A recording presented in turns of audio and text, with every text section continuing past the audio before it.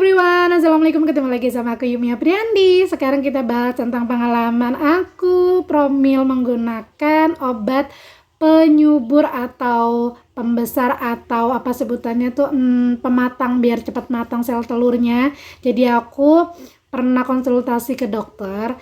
Waktu itu awalnya sih sebenarnya aku nggak ada niatan untuk konsultasi promil apa pengen obat apa gitu, aku nggak ada. Aku cuman awalnya pengen USG aja karena kenapa ya, aku belum hamil gitu, apa ada yang salah di rahim aku, makanya aku pengen USG. Apa takutnya juga ada PCOS gitu nggak ketahuan, tapi aku siklus haidnya teratur. Cuman ya udahlah, aku nggak ada salahnya dong konsultasi ke dokter. Awalnya aku pas lagi di pendaftaran aku ditanya mau ngapain, aku mau bilangnya aku mau WSG. Alasannya kenapa?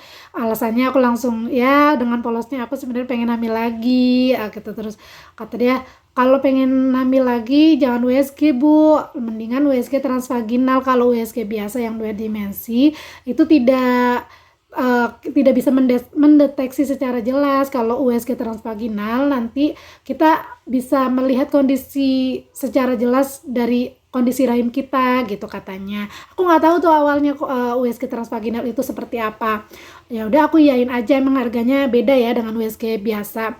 Oke, waktu itu aku harganya 300 ribuan ya, masih murah karena di sini mungkin masih kampung ya, jadi masih murah. Dan aku disclaimer, ini bukan di rumah sakit makanya dapat harga segitu. Ini di kayak klinik bidan gitu, dan di sana tersedia dokter dan alat USG-nya.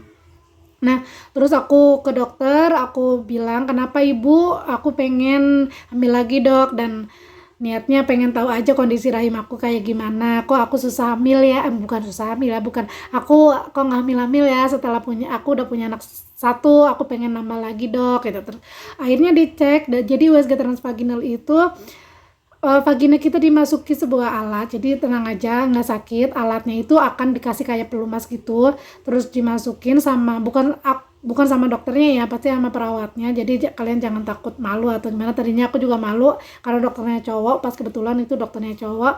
Dan aku dimasukinnya alat vagina itu dimasukin sama si nurse-nya, jadi bukan sama dokternya cuman mendeteksi dari sini aja gitu, dan dia mengamati monitornya.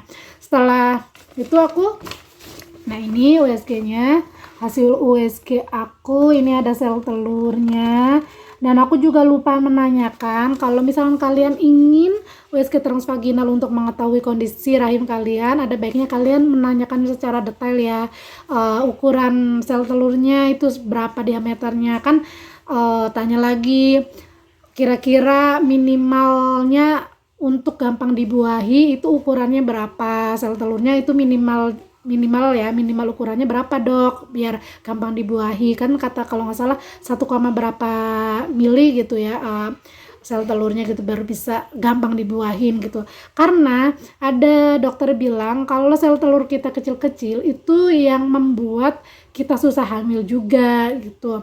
Nah kata dokter, ini sel telur aku banyak dan ada yang besar juga untuk siap dibuahin. Nah maka itu aku disuruh minum obat untuk cepat mematangkan sel telur atau cepat membesarkan sel telur, yaitu Profertil. Aku disarankan meminum Profertil.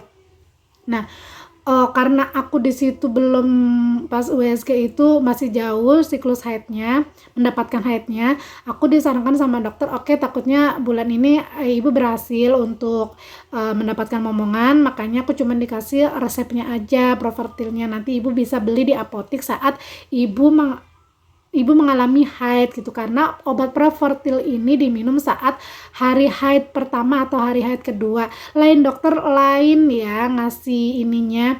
Jadi ada beberapa yang aku kan juga baca-baca review juga, ada beberapa orang yang dikasihnya itu disuruhnya hari ketiga atau hari keempat minum Profertilnya. Aku disarankan itu hari pertama, kalau nggak hari kedua minumnya. Dan ada juga yang disuruh minumnya sehari 2 tablet, kalau aku cuman 1 tablet. Jadi kalian kalau ingin menggunakan obat-obatan untuk badan kalian apapun itu, apalagi untuk rahim, kalian harus konsultasi dulu ke dokter. Takutnya beda badan, beda minum, dosisnya juga beda gitu. Kalau aku cuman disarankan 1 tablet 1 hari dan diminumnya di jam yang sama.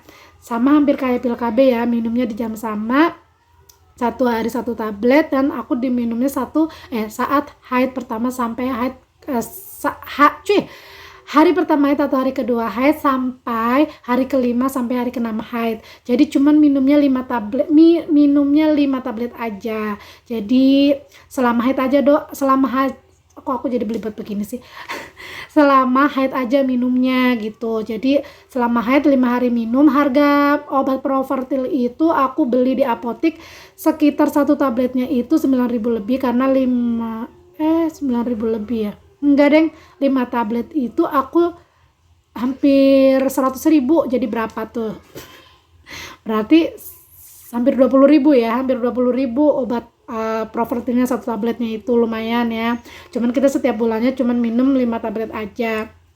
Nah, pas aku udah minum tuh Profertil, ada ngefek nggak? Ada ngefek di aku, ngefek kayak misalkan badan aku gimana, siklus haidnya jadi pendek atau enggak, karena ada beberapa yang minum Profertil itu ngefek di siklus haidnya jadi lebih sedikit, tadinya yang 7 hari jadi 5 hari gitu.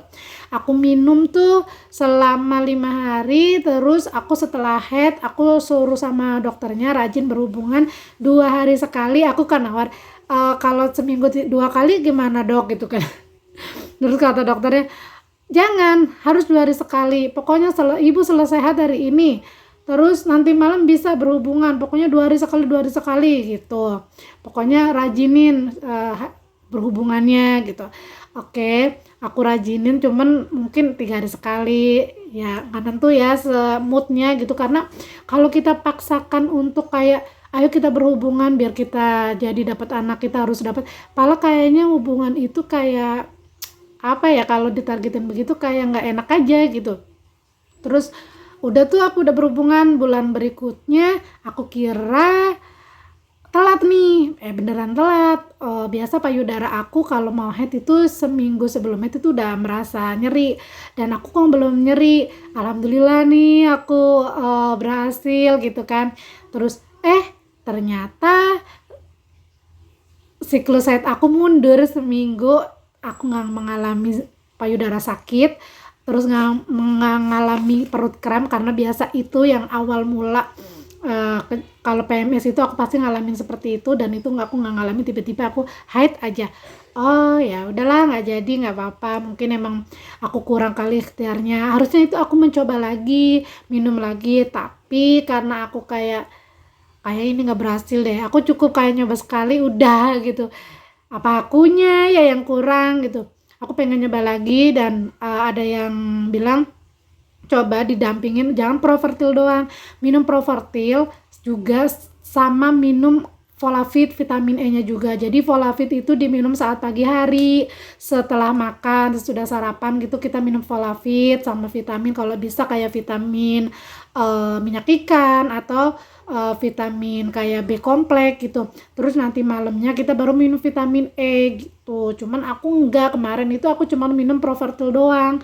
Nah sekarang aku masih semangat lagi nih buat untuk mengkonsumsi vitamin-vitamin. Aku pengen coba lagi. Semangat buat penjuang garis 2. Semoga kalian yang sedang berusaha, kita berusaha bareng-bareng, semoga Allah mengkabulkan doa kita. Amin amin.